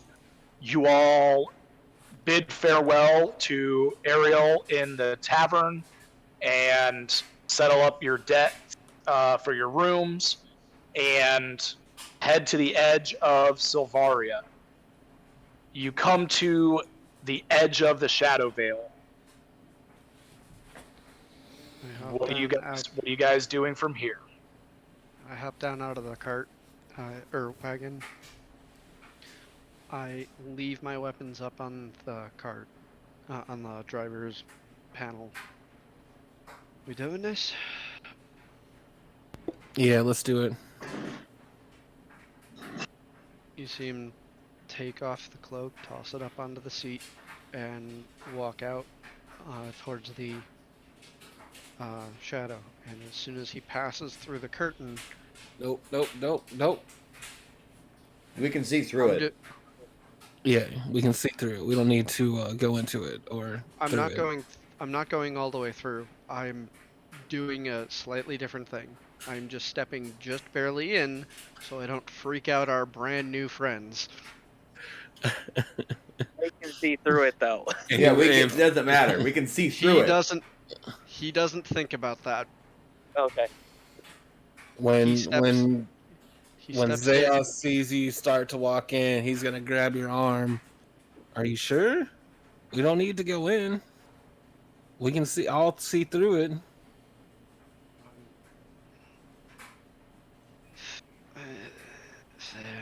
Fair. Look to the others. Look out. And it's probably better I don't play that trick just yet anyway. Feels weird being so tall. That is a 22 perception. You look around. You stop. You use your very keen senses of smell and hearing. And you don't hear any sounds of... excuse me. Mm-hmm. You don't hear any sight, sounds, or smells of any mercenary group in the present vicinity. I don't see nothing, do you?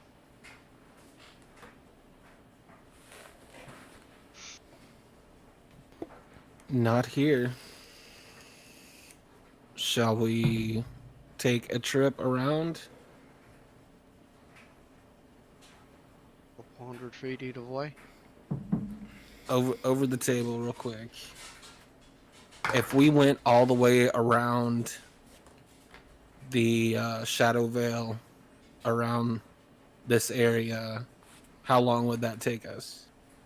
1 sec here. Because I don't remember how big I made the Shadow Veil. So for Warren had the Shadow Veil cover the entire lands of the Dukedom of Stormborn. Yes. So if you go to the in-game notes, you can see the trees stretching all the way up to the Orthanc Desert and all the way down to the plains of Araxos. And the Shadow Veil is going to cover all of that, and right where the trail turns back to the northwest, that essentially is going to be the end of the Stormborn lands. So think of a sphere drawing around that, where the curve in the path heads back to the northwest, southwest of the Longhorn homestead, and then stretching all the way down to the northeasternmost part of the plains of Araxos. So, to travel the entire perimeter of Stormborn would take several days, probably 3 to 5. He did say just this area. He was asking. Serb was asking how long, over the table was asking how long it would take to travel the entire perimeter. Let's go 2 minutes. I mean, if it was, a couple hours to make the trip, I would say, hey, let's just make the trip. But days, no, we don't have days. Let's take 2 or 3 minutes going one way, come back 2 or 3 minutes the other way, come back. And Let's say 5. Okay. Say 5 minutes. One of you guys can travel one way, and the other can travel 5 way the other direction. Yes, that's what I'm saying. We'll do it. Yeah. Split the party. We should have learned our. Oh my God. Derbeef said. Take that nat 20. So you travel a little bit farther than 5 minutes in the direction that you're heading, keeping your senses aware, and you don't smell anything, you don't hear anything, and you don't see anything. Sir, what was your roll? I also just so happened to roll a natural 20. Oh my God. Nice. So you travel in the other direction, and your senses are not quite as attuned as what your werewolf friend is, but you make no sign or tail, head or tail of the mercenary band. There's no signs. You don't even see any footprints in the forest that you're in.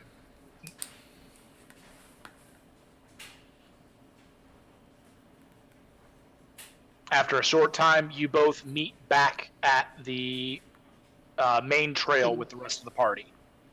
So it looked like at least 5 minutes that way. Nothing. And nothing. It is clear for us to get through without anything too close to here.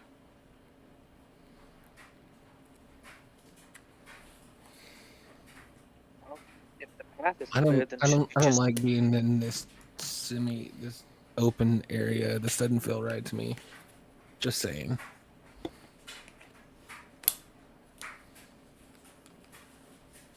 So we pass through, we get moving, and we do not push the horses until something feels wrong. Yeah, save the horses definitely. What if there's traps? So you all have traveled the trail. Just hold on one second, because let me explain that. Just so some context there. Far Warren is basically the god of assassins and Shadows and assassins. right. He's also a friend of the Duke and Duchess of Stormborn. He has set up a perimeter of shadows around their dukedom, the entire dukedom. Anyone that is attempting to get into the dukedom with ill intentions will see a wall of shadows, and if they go into the shadows, they'll never come out. Okay. And if you have good intentions entering the dukedom, then you can get in without an issue. Because we don't have any kind of ill intent, we can see through the shadows. Those mercenaries cannot see past the shadows, cannot get into the shadows. If they go into the shadows, they're done for. So there wouldn't be traps because they wouldn't be able to get in. Right, okay, thanks. Yes, if they go into the shadows, that's when I take charge and yeah, there's assassins and yeah, y'all never met Far Warren, but Far Warren can throw down some serious damage. And now he's a god. And now he's a god.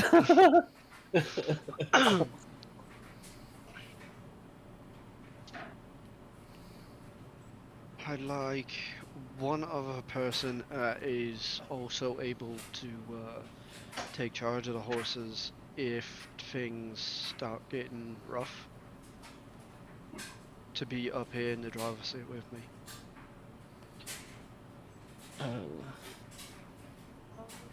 I don't think I can Just do that. somebody who happens to be on the cart. Anybody know? I mean, I can be on the cart with you if you need me to. I could be on the cart. Well, she's on the cart already, right? Or who's on the cart? We didn't even say who took the horses and who took the cart. We're gonna say that Blossom's character is on the cart. I'll be on the cart. I would say the orc would take a horse because he's going to be way too much weight on the cart. So I said the lighter one. Not leaving the elf side.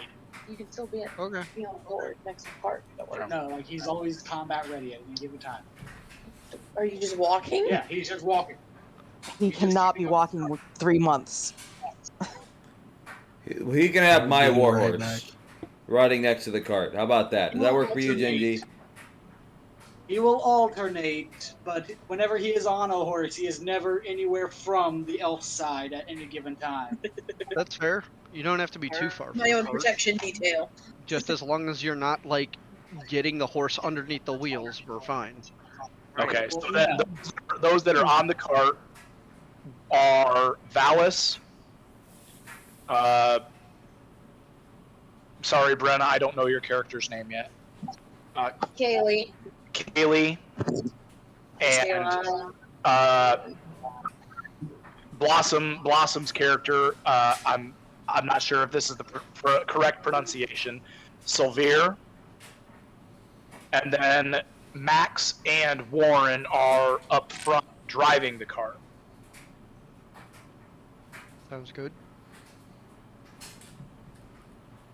So Max is going to be helping with the driving. Oh, Max is going to do it? All right. Yeah, Max's horse is hooked up to the cart.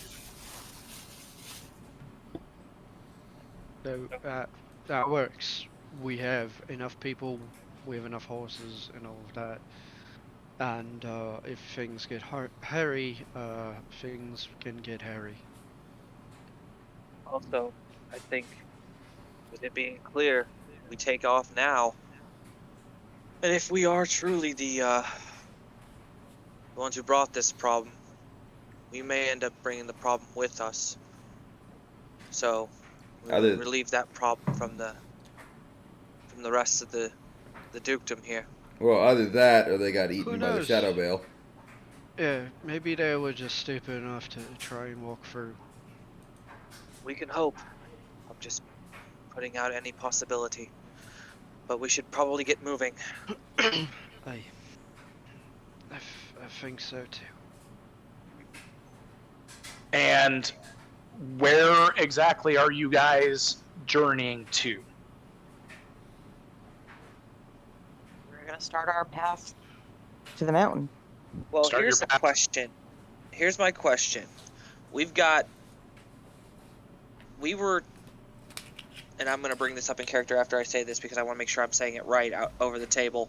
We were informed by Rybrand to meet with the ally in Alinar and then talk to Alar and then return to Altessi, correct? Correct. Okay. That's what I thought. I just read my notes and I was like, oh yeah. So one drink is good for now? Okay. For now, I'm still So- nursing this one. That's why I brought you the other Raiden looks to the party Also had the 2 shots. after having gained, our 4 extra And our 4 I extra drank hands. Cody. I'm not drunk. Cody. Whoops.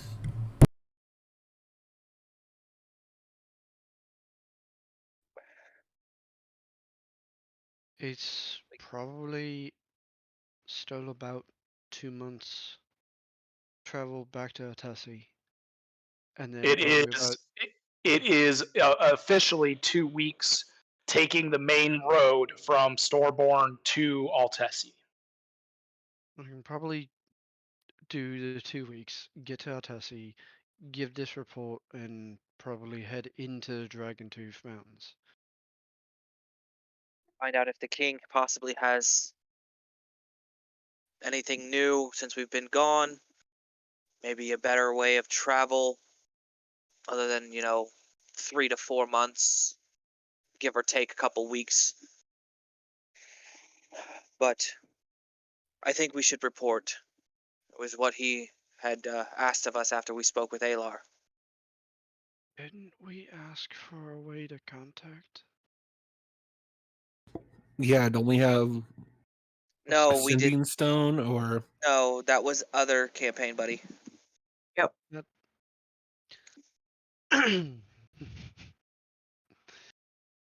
Too many things in my head. It's all good.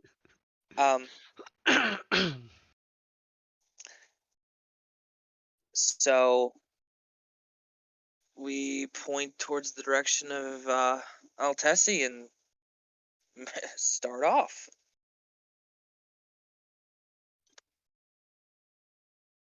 Okay. You guys take off towards Altessi, and that is where we're going to leave the group at this session. Okay. All right, next time I'm gonna definitely try to seduce something. Might I suggest you not try the king? What if I try his wife? Well, His, wa- that his might wife. be worse. Yeah. Sorry, my character does do. I'm sorry. That would be his pregnant wife. Yeah, you would have 2 enemies, the king and his beautiful sister. Okay. I- Yeah, I'll try something. She's not married, but she's engaged. Trust me, you will have plenty of opportunities to seduce somebody as your bard. So, I with fully offer Kaylee as tribute to being seduced.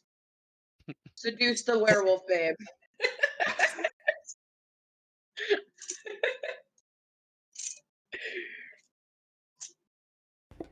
It could be interesting. I can't wait for you to pop claws in front of me. Why? Swear to God, in my friend group, I have like this whole entire joke about me seducing the dragon. If there's a dragon, I please seduce the dragon. I want to fuck the dragon. I Shut up, will. Genji. Or the lich. I swear to God, I will. I want to fuck the lich too. Seduce the Raven King. Seduce the Raven King. I'm a horny orc. I want to fuck everything. Make him a good guy by seducing him. I was gonna say other things, but That's how this works, right? I want to. Did you just? Yeah. Were you about to say suck the evil out of him? Are we? Did we Nice. end the stream? What's that noise? Let's Okay, so Tone it down. with that said, that's where we're going to leave it tonight. I do hope that everybody watching the stream and enjoyed our roleplay intensive session tonight. I do hope that the new players that joined us tonight enjoyed it and enjoyed the lore and are excited to get going there. For those of you who aren't already on the server or following us, our server is the Discord server is the Haven. The link to the server is posted on the stream. We would love for you guys to join us, join our madness. The session is the server is very helpful to new players. So if you're a new player watching, feel free to join us, and we will help you guys along the way. It's also experienced player friendly as well, and we do have a very large section devoted strictly to live role play. So if you guys are interested in live role playing your characters as well as playing them in the games, we have a little bit of everything for everybody. So thank you all for watching, and may the dice be with you. Thank you.